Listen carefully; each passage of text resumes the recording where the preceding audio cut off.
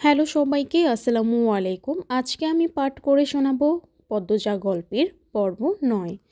আবুল জাহেদকে আহত অবস্থায় দেখে সবাই চমকে উঠল। কপাল বেয়ে রক্ত ঝরছে। একজন দৌড়ে গেল বাড়ির ভেতর ফার্স্ট এড বক্স আনতে। লিখন কিছু সময়ের জন্য থমকালো। আবুল জাহেদের কপাল ব্যান্ডেজ করার পর তাকে একটা চেয়ারে বসতে দেওয়া হলো। হেমলতা লাঠিতে এক হাতের উপর ভর দিয়ে স্বাভাবিকভাবে দাঁড়িয়ে আছেন। লিখন প্রশ্ন করলো, কি হয়েছিল? আপনি ওনাকে আঘাত করলেন কেন? হেমলতা বললেন, এই অসভ্য লোক আজ 4 দিন ধরে মাঝরাতে এখানে ঘুরঘুর করে। তার উদ্দেশ্য খারাপ। লিখন আর চোখে পদ্মজাকে দেখল। এরপর আবুল জাহেদকে প্রশ্ন করলো, উনি যা বলছেন সত্যি? আবুল জাহেদ গম গম করে উঠল। আমি আজই প্রথম আসছি এখানে, ঘুম আসছে না, তাই হাঁটতে হাঁটতে এদিকে চলে আসছে। হুট করে উনি আক্রমণ করে বসলেন। হেমলতা প্রতিবাদ করেন ধীর স্বরে, মিথ্যা বলবেন না একদম। আবুল জাহেদ কিছুতেই তার উদ্দেশ্য স্বীকার করল না। তর্কে তর্কে ভোরের আলো ফুটল। হেমলতা কঠিন করে জানিয়ে দিয়েছেন আজই এই বাড়ি ছাড়তে হবে। হেমলতার সিদ্ধান্ত শুনে দলটির মধ্যে আতঙ্ক ছড়িয়ে পড়ে। তীরে এসে নৌকা ডুবতে দেওয়া যায় কীভাবে? সিনেমার শেষ অংশটুকু বাকি। শর্ত অনুযায়ী আরও 10 দিন আছে। দলের একজন বয়স্ক অভিনেতা এই সিদ্ধান্তের প্রতিবাদ করলে হেমলতা জবাব দিলেন, আমার 3টি মেয়ের নিরাপত্তা দিতে পারবেন? একটা পুরুষ মানুষ রাতের আধারে যুবতী মেয়েদের ঘরের পাশ দিয়ে ঘুরঘুর করবে কেন? কিসের ভিত্তিতে? হেমলতা সবাইকে এড়িয়ে লাহারি ঘরে ঢোকেন। এদের সাথে তর্ক করে শুধু সময় নষ্ট হবে। আবুল জাহেদের ধূর্ত চাহনি তার নজরে এসেছে বারংবার। প্রথম রাতে পায়ের আওয়াজ শুনে চিনতে পারেননি। এরপর দিন সন্দেহ তালিকায় থাকা 4-5 জনকে অনুসরণ করে তিনি নিশ্চিত হন রাতে কে লাহারি ঘরের পাশে হেঁটেছিল। লাহারি ঘরের ডান পাশে তুষের স্তূপ, পলিথিন কাগজ দিয়ে ঢাকা। অসাবধানবশত আবুল জাহেদের কাদামাখা জুতায় স্তূপের উপর পড়ে, ফলে জুতায় তুষ লেগে যায়। এরপরের দিন হেমলতা বাড়ির বারান্দা জুতাজোড়া দেখতে পান। তুষ বাড়ির আর কোথাও নেই। তিনি ব্যস্ত হয়ে তুষের স্তূপের কাছে এসে দেখেন একজোড়া জুতার ছাপ। সেই জুতা যখন আবুল জাহেদ পরল তিনি পুরোপুরিভাবে নিশ্চিত হন। শুটিং দলটার মধ্যে একটা হাহাকার লেগে গেল। বেশ কিছুক্ষণ আগে নিজেদের মধ্যে আলোচনা চলল। এরপর সবাই মোর্শেদকে ধরল। বিনিময়ে তারা আরও টাকা দিতে রাজি। হেমলতার ধমকের ভারে তখন চুপ হয়ে গেলেও টাকার কথা শুনে মোর্শেদের চোখ দুটি জলজল করে উঠল।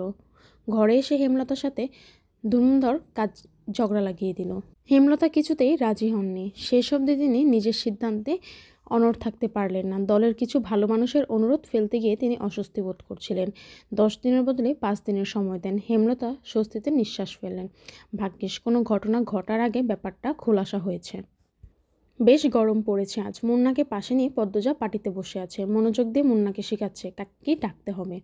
আমায় ডাকবি বড় আপা, পূর্ণাকে ছোট আপা, আর প্রেমা তো তোর সমান, তাই প্রেমা ডাকবি। দুজন মিলেমিশে থাকবে, বুঝছিস? বুঝছি।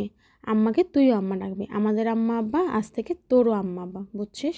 মুন্না বিজ্ঞস্বরে বলল, বুঝছি। হেমলতা রান্না রেখে উঠে আসেন।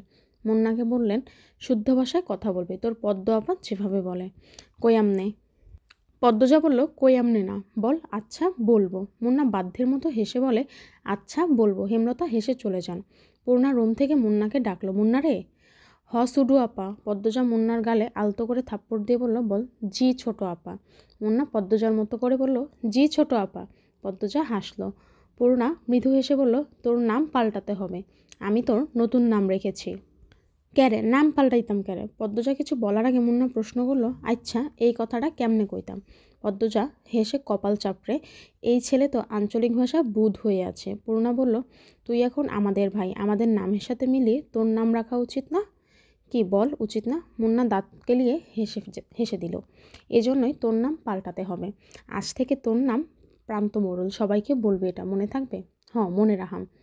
বল, আচ্ছা মনে রাখবো। আচ্ছা মনে রাখবো। দুপুর গড়াতেই হাজেরা আসলো। সাথে নিয়ে আসছে বানোয়াট গল্প আর বিলাপ। ইশারা ইঙ্গিতে সে লাউ চাইছে। মোর্শেদ গতকাল সব লাউ বাজারে তুলেছেন। গাছে আর একটা ছিল। ঘরে চিংড়ি মাছ আছে। প্রান্ত লাউ দিয়ে চিংড়ি মাছ খাবে বলে ইচ্ছা প্রকাশ করছে। হেমলতা হাসি মুখে শেষ লাউটা নিয়ে এসেছেন। এখন আবার হাজেরারও চাই। কেউ কিছু চাইলে হাতে থাকা সত্ত্বেও হেমলতা ফিরিয়ে দেন না। আজও দিলেন না। তিনি হাজেরাকে হাসি মুখে লাউ দিলেন। হাজেরা সন্তুষ্টি প্রকাশ করে চলে গেল। পদ্মজা মায়ের দিকে অসহায় চোখে তাকায়।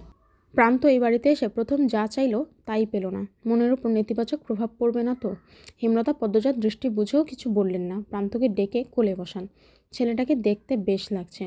দুপুরে তিনি গোসল করিয়েছেন। মনে হয়েছে কোনো ময়লার স্তূপ পরিষ্কার করা হচ্ছে।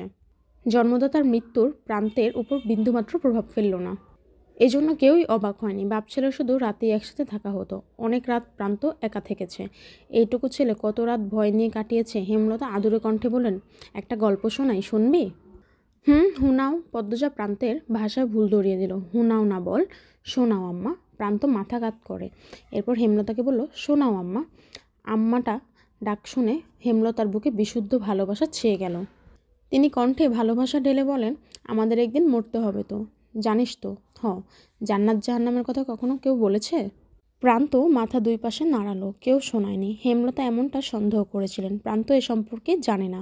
তিনি ধৈর্য নিয়ে সুন্দর করে জান্নাত জাহান্নামের বর্ণনা দিলেন। জান্নাতের বর্ণনা শুনে প্রান্তের চোখ দুটি জল করে উঠল। প্রশ্ন করল হাজারটা। হেমলতাকে জানায় সে জান্নাতে যেতে চায়, জাহান্নামে যেতে চায় না। হেমলতা বললেন, আচ্ছা, এখন গল্পটা বলি, মন দিয়ে শুনবে। প্রান্ত মাথা কাত করে হাসূচক সম্মতি দিল। হেমলতা বলতে শুরু করেন, একজন মহিলা একা থাকতো বাড়িতে।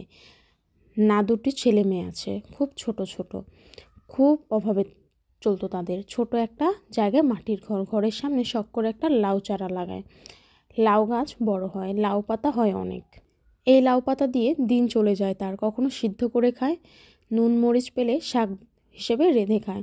তো একদিন একজন ভিক্ষুক মহিলা আসলো। ভিক্ষুক মহিলাটি খায় না 2 দিন ধরে। লাউ গাছে লাউ পাতা দেখে খেতে ইচ্ছে করে।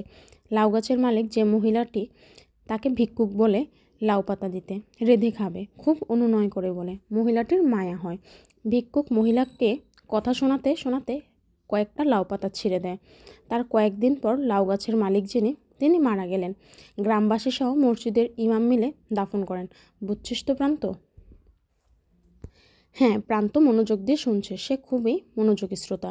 হেমলতা বাকিটা শুরু করলেন। গ্রামের ইমাম একদিন স্বপ্নে দেখেন যে মহিলাটিকে তিনি দাফন করেছেন তার চারপাশে আগুন দাউ দাউ করে জ্বলছে, কিন্তু তার গায়ে আঁচ অবধি লাগছে না। মহিলাটিকে ঘিরে রেখেছে লাউ পাতা, যার কারণে আগুন ছুঁতে পারছে না। ওই যে তিনি একজন ভিক্ষুককে নিজের একবেলা খাবারের লাউ পাতা দান করেছিলেন, সেই লাউ পাতা তাকে কবরের শাস্তি থেকে বাঁচাচ্ছে।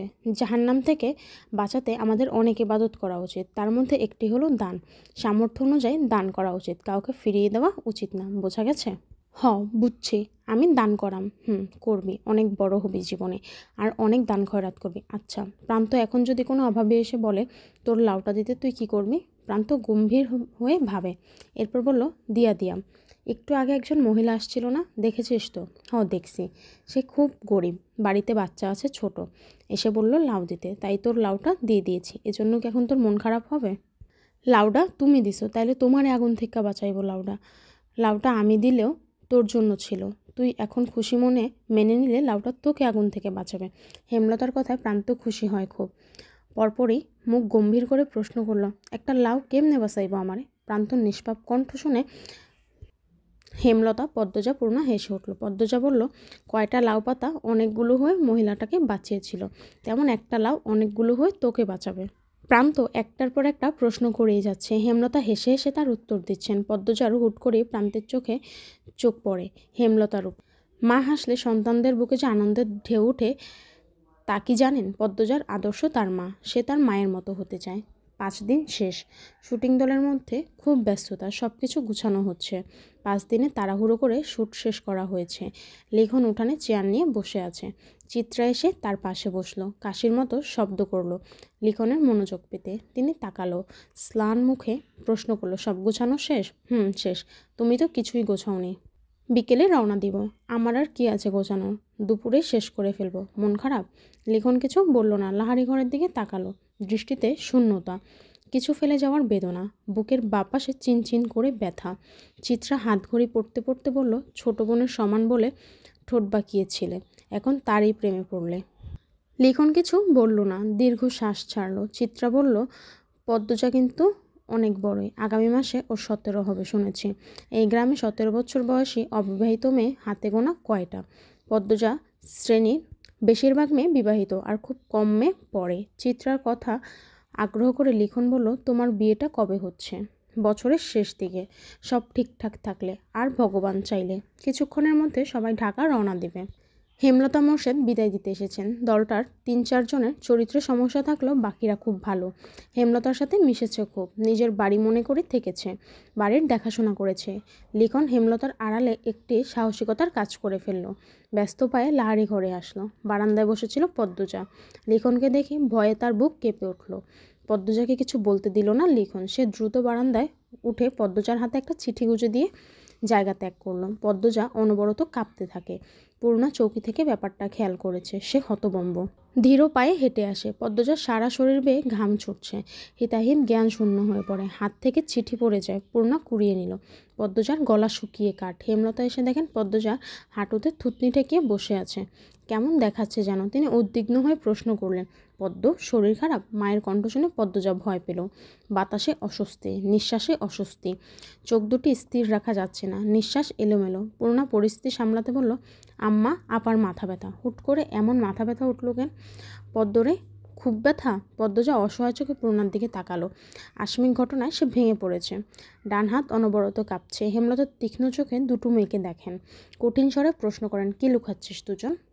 কেউ এসেছিল? মায়ের প্রশ্নে পদ্মজার চেয়ে পূর্ণা বেশি ভয় পেল। হাতের চিঠিটা আরও শক্ত করে চেপে ধরল। কী লেখা আছে জানে না সে, এবং এই চিঠি না পড়ে হাতছাড়া করবে না সে। তো এই ছিল আমাদের আজকের পর্ব। আল্লাহ হাফেজ সবাইকে।